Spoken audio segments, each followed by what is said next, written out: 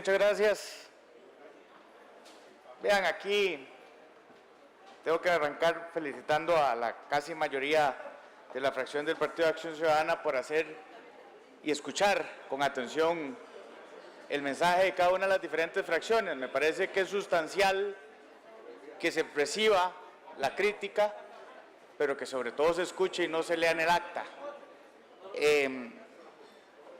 Y bueno, la discusión que debemos tener es si eso fue un plan de gobierno o fue un informe, porque si era un plan de gobierno, ahorita voy a pasar para decir qué es lo que extraño, pero si es un plan de gobierno, realmente yo espero que el próximo año sea un informe, porque si no, el tercer año va a ser otro plan de gobierno, pero ya se les acabó. Entonces es muy complejo. Y a mí me parece que hoy voy a abordar tres temas sustanciales. Primero es educación.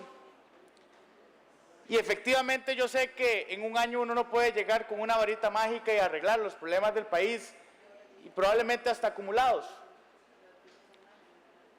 Pero claramente extraño que no hablara de las universidades ni enviara señales claras en ese plan para orientar estratégicamente el desarrollo regional, pero sobre todo la planificación que debe surgir desde el Plan Nacional de Desarrollo en cómo se invierten los recursos de las universidades públicas.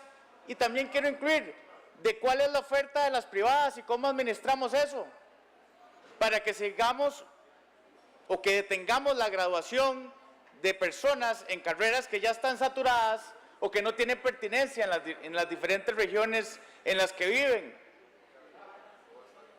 Así no está en el Plan Nacional de Desarrollo, no estaba en el plan de gobierno y sigue sin hacer uso de las facultades constitucionales para hacer esa orientación estratégica a las universidades públicas. Incorporo también a las universidades privadas en términos de cómo administramos con CONESUB esto y cómo hacemos que la oferta académica tenga pertinencia, que las universidades tengan una extensión adecuada, que exista investigación, pero que sobre todo no dupliquemos esfuerzos en las diferentes zonas de acuerdo a esa oferta o a la posibilidad de emplearse. Y también extraño que no esté ahí el INA incluido. ¿Para qué tenemos cursos de origami en el INA? Yo calculo que, digamos, debe ser muy complicado vivir con un curso de origami. Y lo digo con toda la seriedad del caso. Yo creo que, y el presidente lo menciona, pero nada más lo mencionó como una idea, como una, abro comillas, fortalecer el capital humano para responder a las demandas modernas del mercado laboral. Ajá, ¿y qué? ¿Y cuál es el cronograma? ¿Y cuál es el cambio? ¿Y cómo vamos a zonificar? ¿Y cómo vamos a garantizar que si hay desarrollo turístico, los empresarios no tengan que importar gente de otras zonas? ¿Cómo planificamos eso? ¿Cómo hacemos para que los vecinos de los hoteles sean los que se empleen? ¿Cómo lo concretamos? Ese es el reto.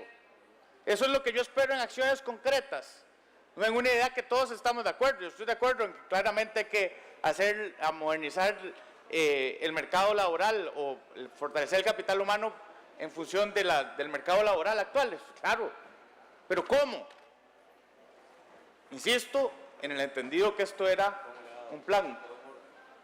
No, o que yo hubiera esperado, cuáles eran los avances en los cambios curriculares del INA y de las universidades. Y también los cambios en secundaria y en números. Es decir, no una idea que probablemente se le escribió al presidente. Y bueno, en esa línea, me parece que habla el presidente del Sistema Nacional de Empleo y que el rector será el INA. Pero bueno, acciones, cronogramas. En el tema del ordenamiento territorial, reconozco que lo mencione. Reconozco que además se haya dado seguimiento porque dice que hay contenido económico, nada más que no nos dice cuánto. No nos dice cuál es el cronograma de trabajo, no nos dice cuál es la priorización de los cantones, no nos dice cómo va a resolver el tema de planes reguladores concretamente.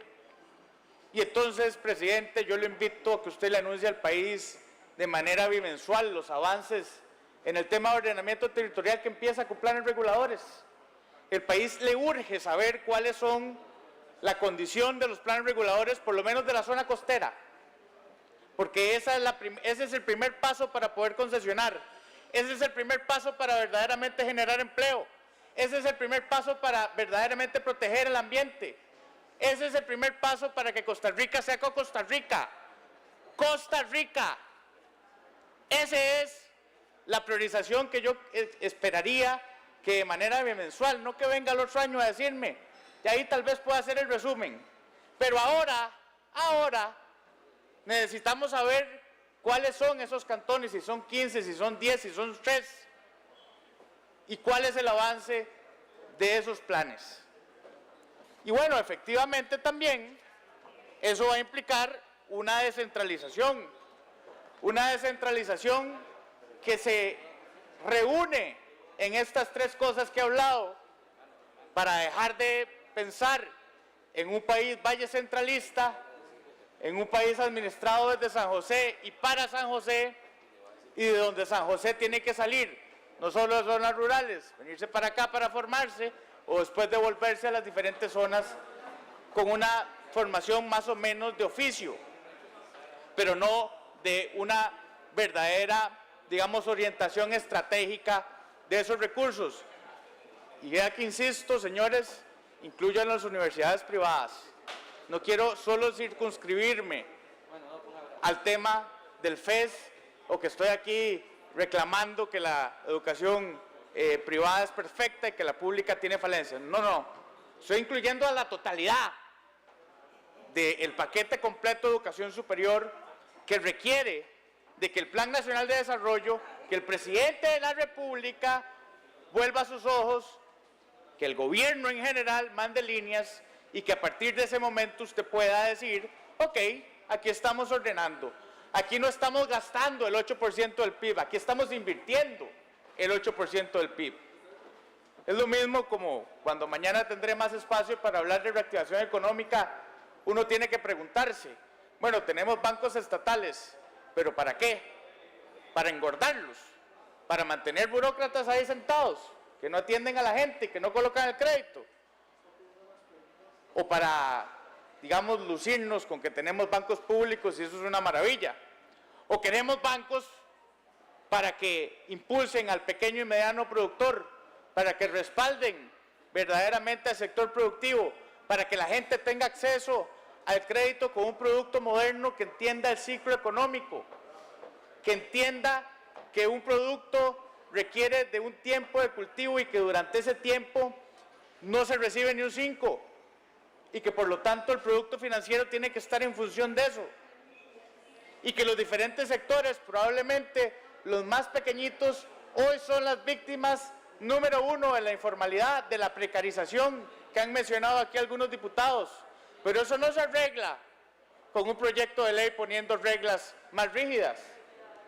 Se arregla con un proyecto de ley que yo esperé escuchar o con una propuesta verdadera de hacer, digamos, una propuesta en la reestructuración de la colocación del crédito, por lo menos de forma temporal, de cuáles requisitos de su FEP podríamos poner en una moratoria, sin hacer un ordeño de los bancos, por supuesto, sí, que sea ordenado, pero no he escuchado nada innovador en función de llegar a las diferentes zonas de Costa Rica, de poder potenciar el trabajo en las diferentes zonas de Costa Rica, y ahí es donde está la clave. Dejemos de pensar en San José, salgamos de acá, de la GAM, y verdaderamente orientemos los ojos a que Costa Rica vuelva a ser Costa Rica. Muchas gracias.